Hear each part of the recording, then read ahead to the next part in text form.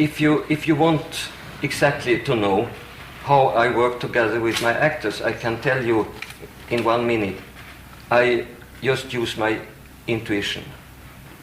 And my only instrument in my profession is my intuition. I have the experience that when I work at the theater or in the studio with my actors, I just feel, and I don't know how to handle the situation, how to collaborate with the artists, with the actors. One thing is very important for me. One thing, that is that an actor is always a creative human being. And what your intuition has to find out is how to to make free. Now my language is terrible. To make free. Do you understand what I mean? Yes. To make free the power, the creative power in the actor or the actress. And that has I can't explain how it works. It has nothing to do with magic. Of course it has to do a lot with experience. But I think when I work together with the actors, I try to be like a radar. I try to be wide open, because we have to make something, create something together. I give them some stimulations and suggestions, and they give me a lot of stimulations and suggestions. And if this fantastic wave of giving and taking is cut off of any reason, by any reason, I don't know why, it can be different reasons. If it's cut off suddenly, I have to feel it, and I have to look for what's happened. God heavens, what has happened? And I know if we try to work with those waves cut off, it is terrifying. It's the hardest, toughest job that exists, both for me and for the actors. So I can't, some directors work under aggression. The actors are aggressive and the director is aggressive, and they get marvelous results. But I am not, to me it's impossible. I have to be in contact, in touch with my actors, with the actors the whole time. Because what we, first of all,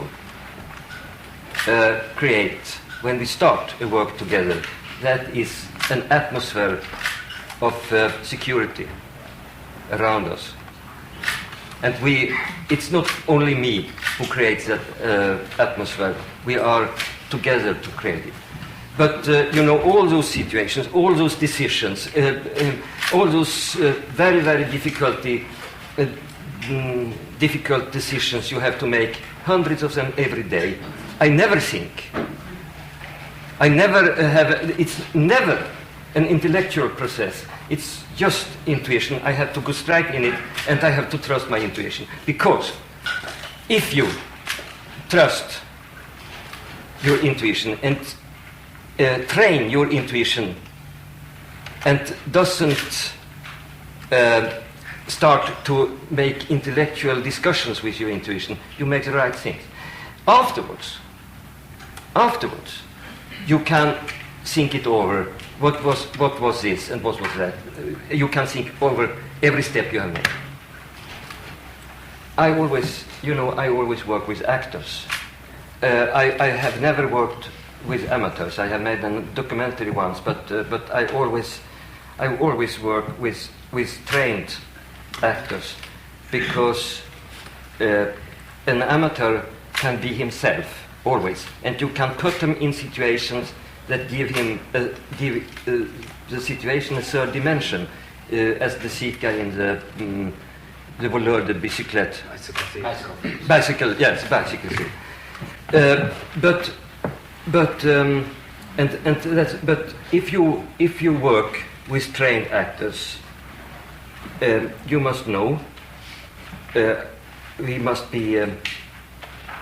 We must have come to a conclusion. We must to an idea about exactly what we are going to do, what we mean with the parts, and we make those discussions before. We make all the discussions before, and then we work in the studio. We just have the freedom of being together and giving each other suggestions, intuitively, and it's a very nice. It's very nice, but we must the whole time. We must have in mind what we meant, and it's very dangerous to go away and suddenly start to improvise. You can, in a way, you can improvise, of course, in the studio. But if you improvise, you have to be very prepared before you improvise, because to improvise on an improvisation always is shit. Because yes, that's my. It always goes into a catastrophe of any sort. If you are very prepared and know how to do it, you can go back. If your improvisation suddenly one day fades away, which it does. Of course it does. Because I think inspiration and so on, and enthusiasm and everything like that is beautiful, but I don't like it. I think when we are in a studio, we have to be very strict. Yes? Would you just talk a little more about what you say to an actor? Do you do exercises with them? No, God heavens no. I say nothing. I say nothing. I promise. No, it sounds, yes. But you did say that. Before we start the picture, we talk a lot. We meet and we talk a lot. We have some sort of discussions. I don't know how. But when we are in the studio, I think we say strange things to each other. We make some noises. We talk about, make funny stories. We touch each other. We just find the key words, because it's very necessary not to talk too much. Just to hold this relation of intuitive relation in the creative job. Do you tell them the message of the film? No, God heavens, no. No. If they are so, in a way, I don't know anything about message or symbols or things like that. I am always very surprised when people ask me about the message, because I have just wanted to get in touch with other human beings when I make a picture, and tell them a story, or just to be together with them, or to touch them and to have them to feel things. Sometimes when I had a message, everything goes wrong. You use women as your main characters very often, and I was wondering how you relate to them, or how you identify with women. Because your male characters aren't very, much in the foreground in the yes. films. And I was wondering what that relationship is to you. Or why you use women to make your... I like more to work with women.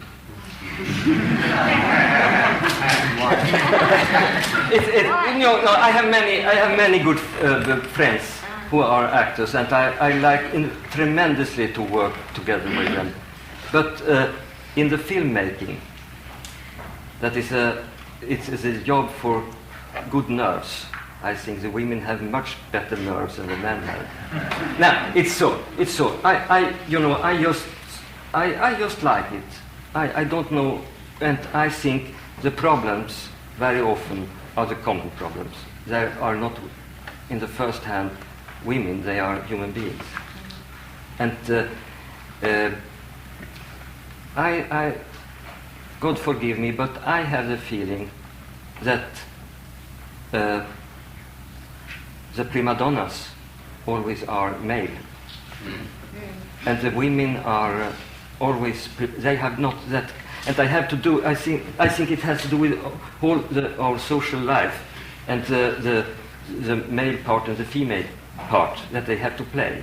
And it's very difficult to be an actor. It's not so difficult to be an actress in our society.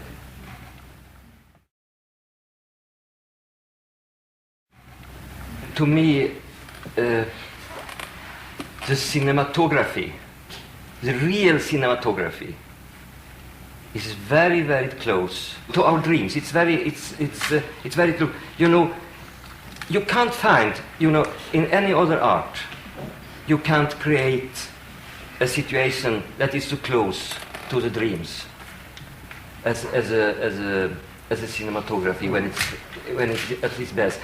Think only on the time gap.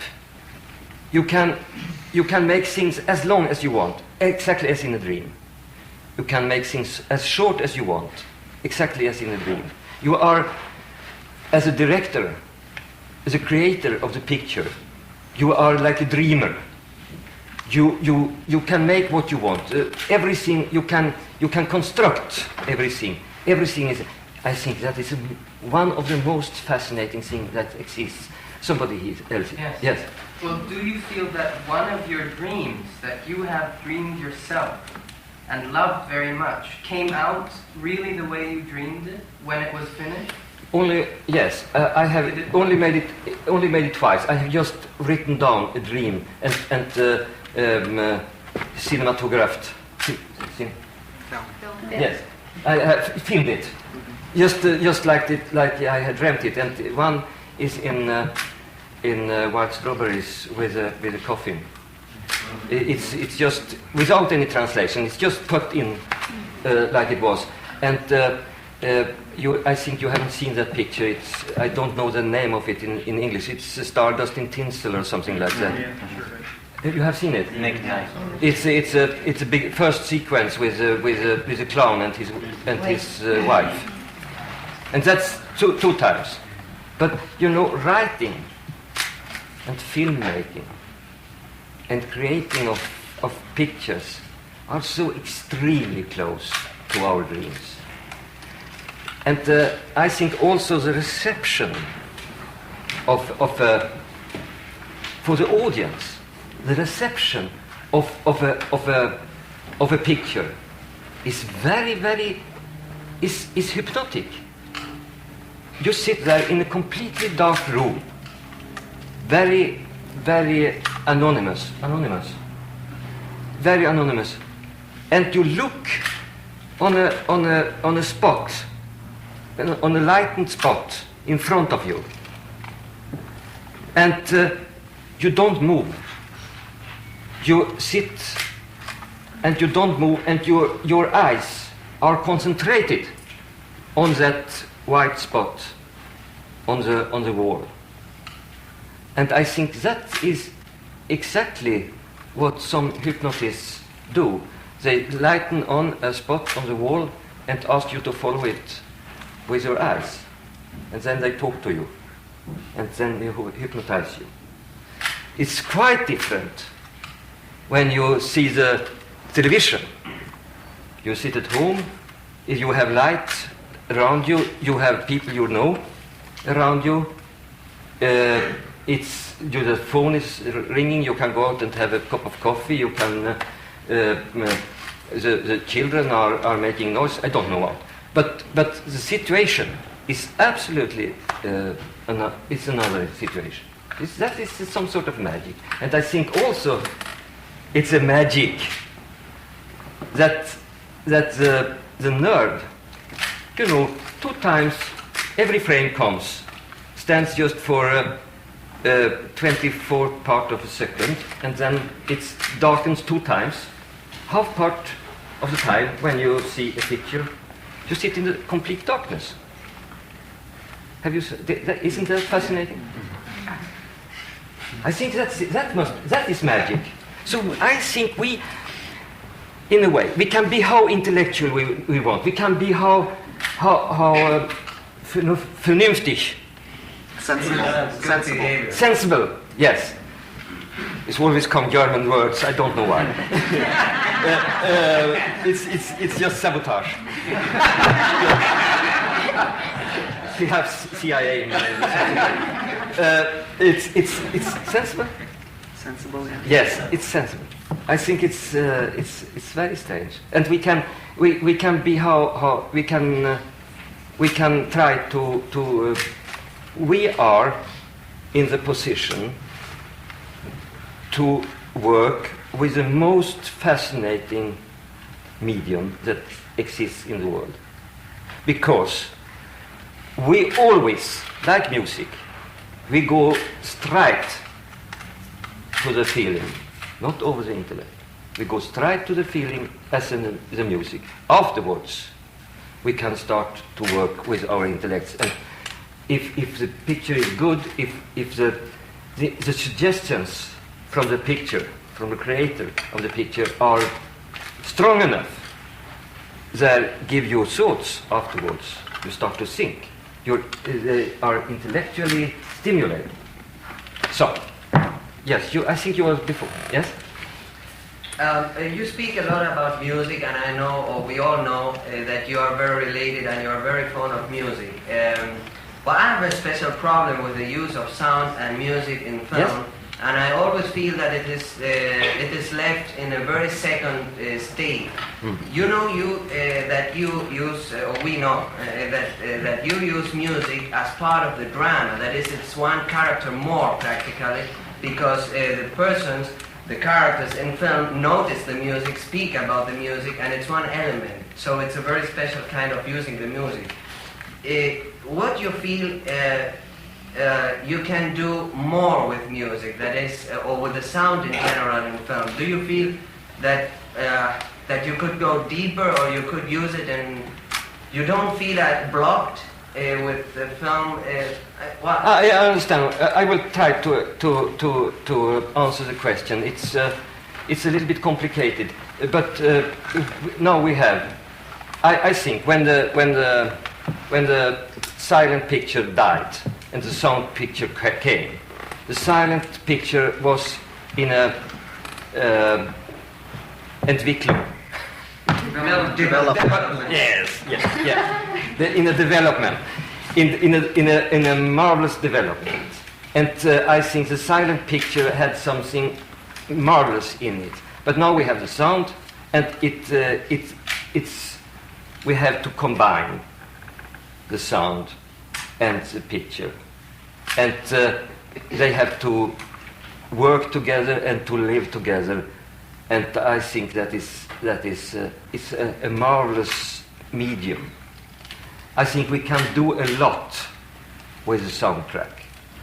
I am a little bit worried about music, electronic or conventional music, because I have the feeling that film, in a way, is a rhythm, and music also, at the beginning, as Stravinsky said, is also rhythm. They are both unintellectual suggestions. I think it's dangerous to use real music, but to use sounds, different sounds, concrete or synthesized sounds, is very interesting, and I think we are far from. We have just begun to do what we can do with sound and picture together.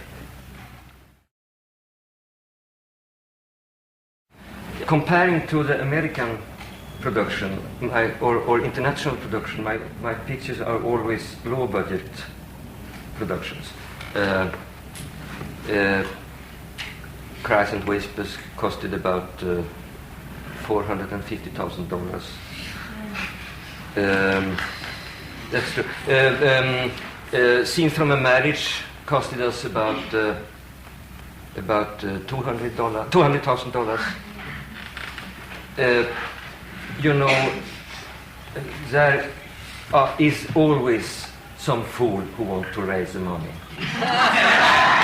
And there is, you know, there must be gamblers and optimistic people in the business. If there only are businessmen, there must be gamblers and optimists. I think that's necessary. Don't you think so? Yes. Could you have made the kinds of films you made if you were working in America and still keep? Absolutely not. No. It's I think it had been impossible. I'm sorry to. Now everything is changing now. You know, I came to the. Am I too long now? No. I just ask you because I want just to tell you. I came to the business during the war. I came to the business 1942, and Sweden was isolated, completely isolated, and had to get. We could only get German pictures, and we didn't want them. So we had to make our pictures ourselves because the Swedes were. It was before the TV, so the Swedes were running to the movie theaters very much, and this little country made about 40-50 pictures a year with 7 million people. So you know, suddenly everybody who knew the front and the back of a camera was a cameraman, and everybody who has ever spoken to an actor was a director. So, and that was, of course, it was fantastic because in a few years I made 3 pictures, 3 catastrophes, 3 flops, and I was still alive. so that was that, you know. So we could just go on and make, and that was very healthy and very unneurotic. It was not the question about making money or making box office success or something. But when I had made my 5th box office catastrophe, I was kicked out. And then I remember the morning when I was kicked off. There was after a catastrophic opening of a picture of mine, and I was in bed and I was crying and I'm saying to my girlfriend, "Well, I think they will never let me make a picture again." And then the telephone called, and there was a crazy man who said, "Ingmar, now I think you are a little bit modest now, so perhaps we can work together." And I was. that was the beginning, and I'm still grateful to that man. He learned me almost everything about filmmaking, because I was a happy amateur, very enthusiastic, and had enormous ideas about making pictures about life and death and everything. And nobody understood my pictures. I didn't understand them myself. And they were, you know. Still, when I see one of them, I get completely red over my whole body. I think I was a very difficult director. I was very aggressive, and I was absolutely terrifying in the studio because I was insecure. And if you are insecure, you got aggressive, of course. But this man learned me a lot about filmmaking. And do you know what was the most important he learned me? And what I still need, what I still use. Yes. When I see the shootings, the rushes, the dailies, I just, you know how it is. When we see our dailies, we ask God, help me, help us all. Isn't it so? Yes.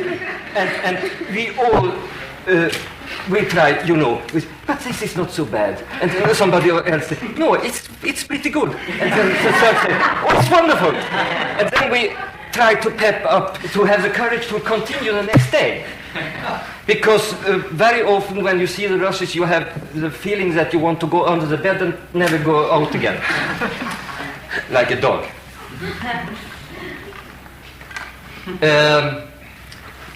He said to me, I hate this pepping up. sit, be objective, be your own worst critic. Be cold. Don't let yourself fall down into a depression or go up into some euphoria. Just sit and see it all quietly. Don't blame your the crew. All of you have done your best. The only thing that you have to do is to estimate, is this all right, or may it be so that I have to retake it, or what can happen. Just be objective. Huh? Just try to be objective. It's almost impossible, but I think that is one of the best things I have learned in my life, and I still use it, and it's very, very good. And best of all, I think, is to be alone with your God and the projectionist when you see the rushes. To have nobody there, because, it's always so. When people sit there, and they are an audience, even if it's a cat, you just sit waiting for something for cats. So that is best of all, just to be completely alone.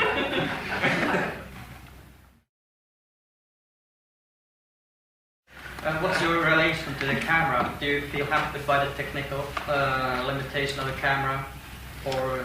The camera is our. If the intuition is our mental instrument, the camera is our physical instrument. I think the camera is erotic. I think it's the most exciting thing, little machine, that exists.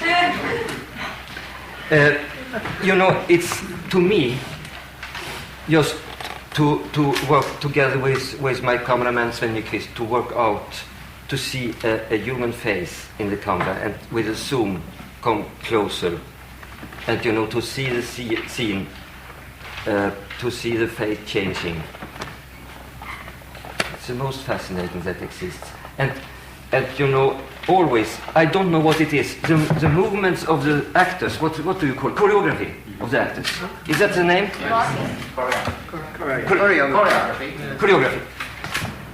I think that the choreography of the actors in relation to the camera is very, very important, because every good actor feels if he is good in the camera or if he is in a bad position.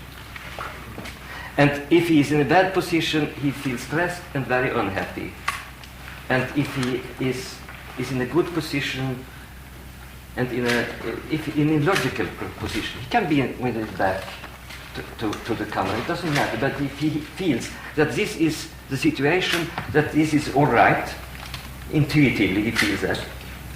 He feels secure, and he makes his best. So that is always the question about the relation between the actors in every scene. The camera and the camera has to be the best friend of the actors, and the actors has to be secure with our handling of the camera. They must feel that we are take care of them, because we have never to forget that we are behind the camera and the actor is in front of the camera. He's nude. His soul is nude. If he has a confidence to us, we have an enormous responsibility. We have something fantastic that we have somebody in our hands, and we can destroy him and we can help him in his creative job.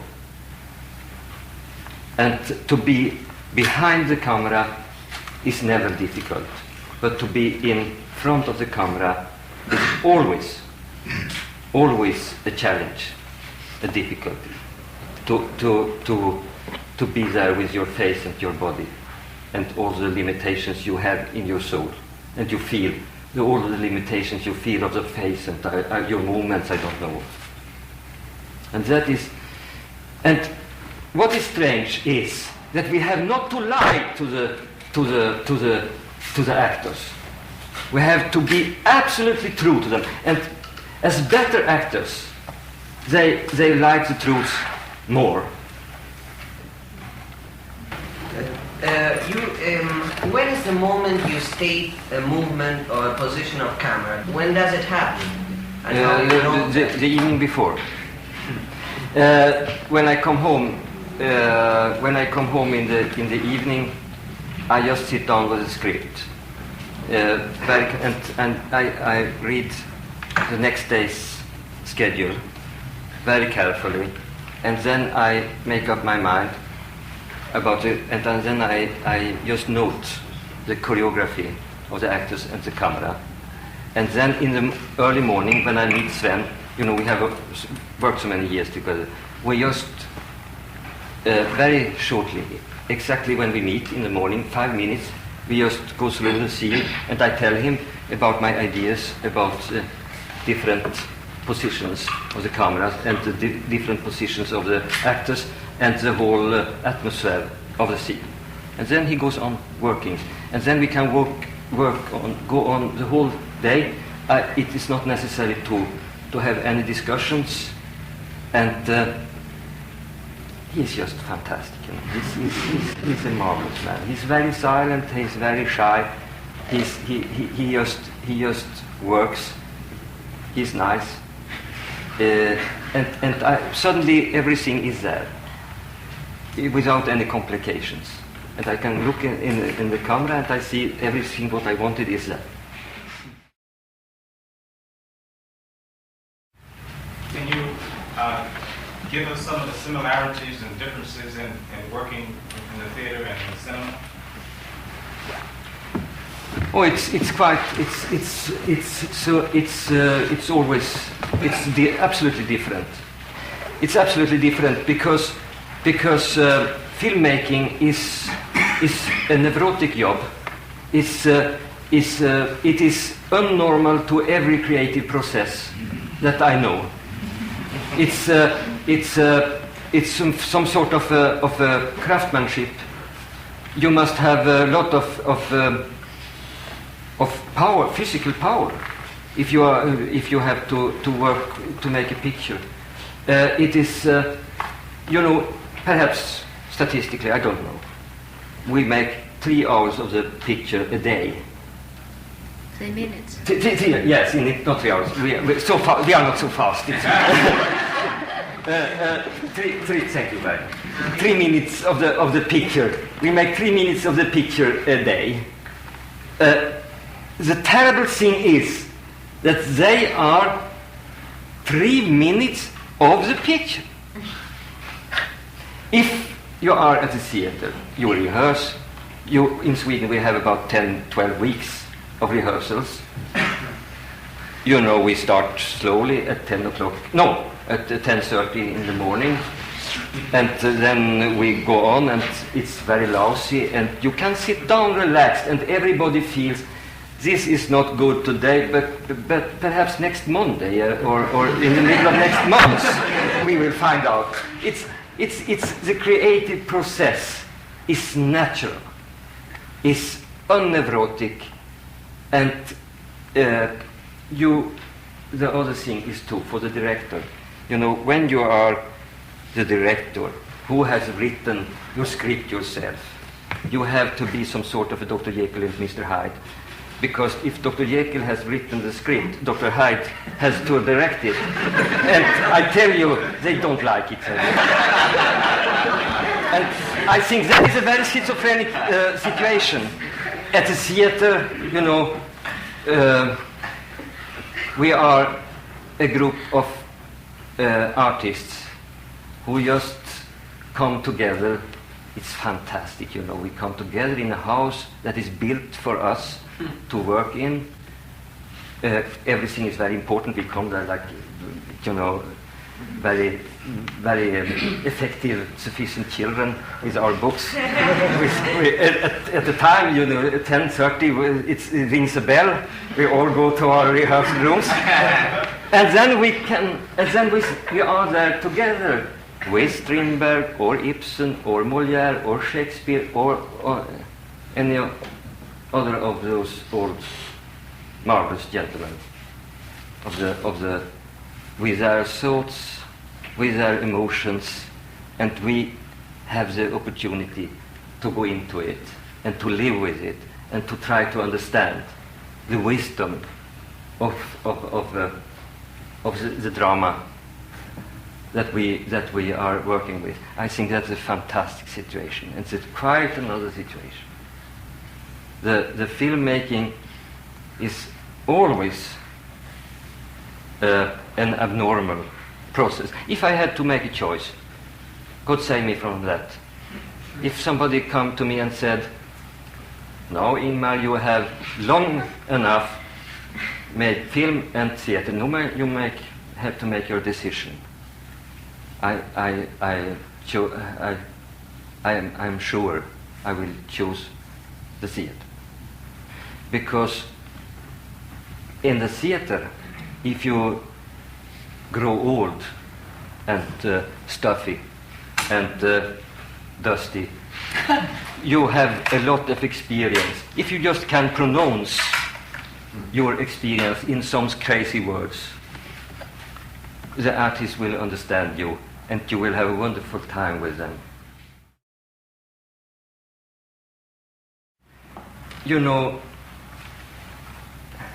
I think to me, it is a relief to know that if I have an intention, if I have a passion and an obsession, if I want to tell somebody something, and if I want to touch somebody, the film helps me. But if I have nothing to say and just want to make a film, don't make the film. That is the most important of all for me, to have the courage, if I feel I have nothing to come with, no fear, just if it's, because it's so stimulating to just the hand, the craftsmanship of filmmaking is so stimulating. It's so terribly stimulating, dangerous, and obsessing. But so you can be very tempted. But if you have nothing to come with, try to be honest to yourself and don't make the picture. But if you have something to come with, if you have emotion, a passion, a picture in your head, a tension, or I don't know what,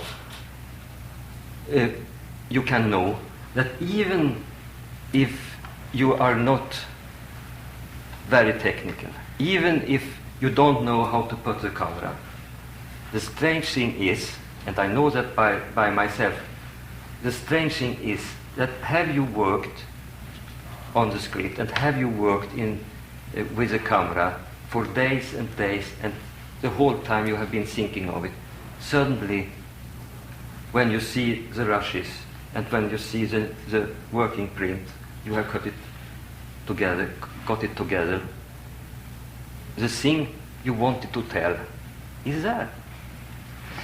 I have a very good example, and that is Antonioni's, one of the Antonioni's, L'Avventura. I think that is a marvelous example. The picture is a mess. He doesn't want how to put the camera. He had no money. The actors went away.